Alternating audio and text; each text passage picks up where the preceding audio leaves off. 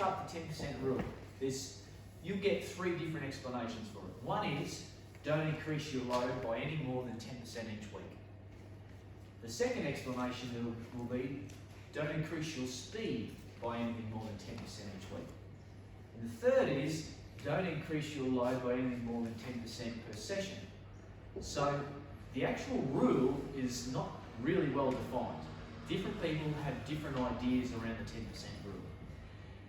Now the second thing is, if you're a runner, if you've been involved in running, you will know the 10% rule. You will have heard of the 10% rule.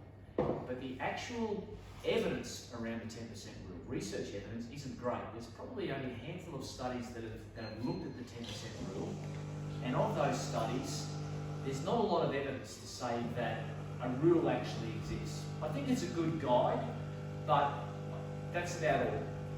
Now the reason I say that is I'm going to give you an example here.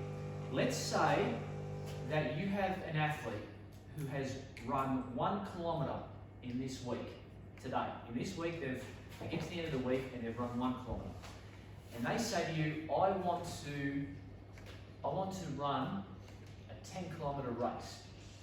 Now, if you use the 10% rule to progress their loads to 10 kilometres, how long do you think it would take you to progress them to 10 kilometres in a week? Who wants to have a guess? Who's gonna, if you had to bet on it, who's prepared to have a bet?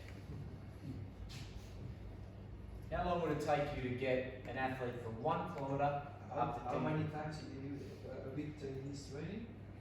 How many times a week is training? Okay, now we're asking some good questions. So, the first answer is it depends. And then you go, well, it depends on what? Now your example. Yeah, so let's say that we only have 1 kilometre worth of information on this athlete this week. I've actually put it into a spreadsheet to show you how it would work. This is his training history along here. So he's week by week. This is how long it's going to take him. We're going to have a starting point of 1,000 metres, 1 kilometre. We're going to progress by 10% every week, which is 0.1. So we multiply this value, 1,000, by 0.1, and that gives us 100 metres. So the total distance that we'll do in the next week is 1,100 metres. Then our next starting point is 1,100 metres. 10% of that is 110, which would mean by the end of the third week we've done 1,210 metres. 121, so on and so on. So we scroll down. If we were to use the 10% rule starting at 1 kilometre, we're at 14, 15, 16, we're only at 5 kilometres. Keep scrolling through. It takes 25 weeks to get that athlete from the 1 kilometre to 10 kilometres.